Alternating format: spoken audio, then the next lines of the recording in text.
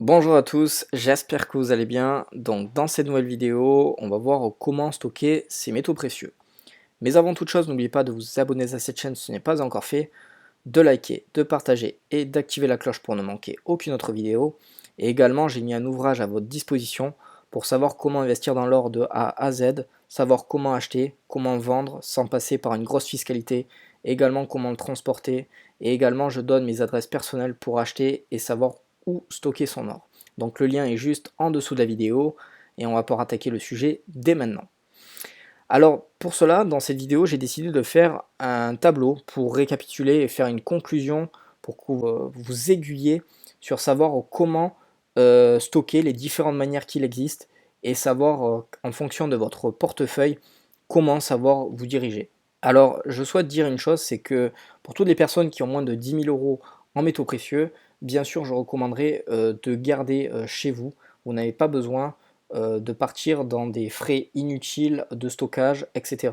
Mais par contre, ceux qui en ont beaucoup plus et qui souhaitent le protéger et même se géodiversifier en termes de continent, dans ce cas, cette vidéo, elle est faite davantage pour vous. Alors, en fait, chez soi, c'est intéressant, oui, parce qu'en fait, vous n'avez pas besoin de le déclarer, tout simplement. Également, lorsque vous allez passer par une société privée, c'est un avantage, c'est que vous n'avez pas besoin de le déclarer au fisc, et de ce fait, vous pouvez stocker à l'étranger des métaux précieux, ou même en France dans une société. On vous demandera seulement de signer un papier. Moi, c'est ce que j'ai fait à Londres et à Singapour, j'ai signé un papier, mais en aucun cas ils doivent le déclarer au fisc et ils ne savent même pas le contenu de ce qu'il y a dans le coffre. De ce fait, vous êtes totalement protégé et vous avez protégé votre patrimoine. En revanche, lorsque vous allez aller dans une banque, par contre, la législation contraint désormais les banques à transmettre l'administration fiscale sur les noms des personnes possédant un coffre-fort dans leur établissement. Et ça, déjà, c'est énorme, c'est-à-dire que vous n'êtes plus maître de votre argent, malgré qu'ils ne savent pas qu'est-ce que vous avez dans ce coffre. Vous pouvez très bien y stocker des papiers, des titres de propriété, des montres, des métaux précieux. Malheureusement, vous êtes fiché, et donc cela ne vous garantit pas de pouvoir protéger votre patrimoine. Donc les banques, je déconseille. Le vol. Le problème de chez soi, c'est qu'il y a de plus en plus de vols en France, et il y a une étude qui a montré qu'un cambriolage a lieu environ toutes les 1 minute 30 en France. Alors en aucun cas je suis là pour être défaitiste ou affoler la population, mais c'est un fait réel. Donc en aucun cas en France je mettrai trop de métaux précieux au cas où d'un vol éventuel. En société privée par contre c'est très intéressant, c'est-à-dire que vous êtes protégé. Moi par exemple à Londres, ils sont directement connectés avec Scotland Yard, donc ce qui veut dire qu'en 5 minutes vous avez la police qui est sur place. Et pour les braqueurs, ils ont 3 grilles à déverrouiller, plus après ils ont les coffres à défoncer. Donc ça se fait pas facilement, donc c'est un gros avantage. Et également ça peut être un avantage pour les banques, malgré qu'en société privée, il y a beaucoup plus de sécurité que dans des banques, parce qu'ils ont des sécurités et des assurances, les sociétés privées, que n'ont pas les banques. Confiscation. Alors la confiscation, chez soi, qu'est-ce que ça veut dire?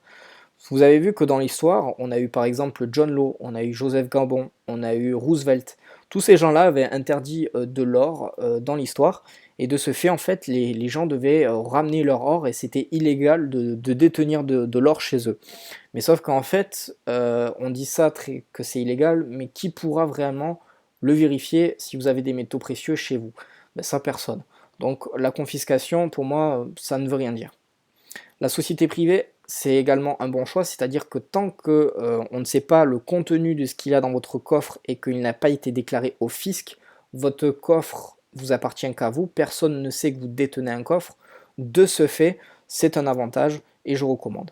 En revanche, les banques, vu que vous avez dû le déclarer au fisc, cela est un inconvénient. Et également, j'ai oublié de vous dire, on a eu en 1931, qu'est-ce qu'on a eu? On a eu le domino des banques allemandes, c'est-à-dire qu'on a eu une faillite successive des banques en Allemagne. Donc le 11 mai 1931, on a eu le crédit Anstatt. Ensuite, on a eu le 11 juillet 1931 la Dresdner Bank. Et on a eu le 14 juillet 1931 une autre banque. Et donc en fait, tous ces gens-là se sont rués dans leur banque et surtout à leur coffre, et en fait ils n'ont pas pu accéder, et de ce fait il y a eu une spoliation de leurs biens, c'est-à-dire qu'une fois que vous avez mis votre actif au sein des banques, vous ne le retrouverez jamais. C'est pour ça que je déconseillerais de passer par les banques pour protéger votre patrimoine. L'accessibilité, alors chez soi c'est facile, c'est que vous l'avez à portée de main. Contrairement par exemple à une société privée où ça va dépendre de plusieurs facteurs, tout comme les banques. Par exemple, les horaires d'ouverture, également la distance pour accéder au coffre. Moi j'ai un coffre à Singapour, je vous dis, c'est pas la même façon que je vais pouvoir accéder à mon coffre à Londres. Mon coffre à Londres, je peux y accéder en 30 minutes. Celui de Singapour n'a pas du tout pareil. Donc vous devez calculer et jauger la balance de risque entre la distance, les horaires, et savoir si vous voulez stocker chez vous ou dans des sociétés privées. Également le coût. Chez soi, l'avantage c'est que c'est gratuit, alors que lorsque vous allez passer par des sociétés privées ou même des banques, vous allez avoir des frais de stockage qui vont être plus ou moins importants. Donc vous allez avoir deux types de stockage que j'ai remarqué en fonction des différentes sociétés, ce qu'on appelle le stockage au mètre cube, et vous avez des stockages à l'once. Et moi franchement, je vous donne ce petit tuyau, ne prenez jamais stockage à l'once car vous allez avoir payé énormément, surtout si vous avez énormément d'onces de pièces d'argent, si vous avez des souverains ou même des demi-onces en or, ça va vite casquer. Alors que si vous avez un stockage au mètre cube, en fait, vous n'êtes pas que dans le stockage de métaux précieux. Moi par exemple, dans mon stockage au mètre cube à Londres, je stocke également mes titres de propriété, je stocke également des montres de luxe, et après de l'or et de l'argent métal. Mais vous voyez que je ne stocke pas uniquement des métaux précieux dans un coffre-fort. Alors que quand vous allez être dans du stockage à l'once, donc c'est certaines sociétés qui le font, vous allez être uniquement obligé à mettre des métaux précieux. Et moi, mon patrimoine, ce n'est pas que des métaux précieux, j'ai également d'autres choses. Donc voilà un petit récapitulatif. Moi, si j'étais un jeune qui débutait dans les métaux précieux comme j'ai été il y a 5 ans en arrière, j'aurais stocké chez moi. Actuellement, moi, je stocke par des sociétés privées, ce qui me permet de me géodiversifier davantage et d'avoir la conscience tranquille, de savoir que c'est en sécurité. Donc si vous avez des questions, n'hésitez pas à les mettre en commentaire, je me ferai un plaisir d'y répondre. Et pour ceux qui veulent aller encore plus loin, j'ai mis un ouvrage à votre disposition où je vous donne toutes mes adresses personnelles pour pouvoir acheter et stocker de l'or en toute simplicité. Donc le lien est juste en dessous de la vidéo. Moi je vous dis à très vite dans une prochaine vidéo. Prenez soin de vous.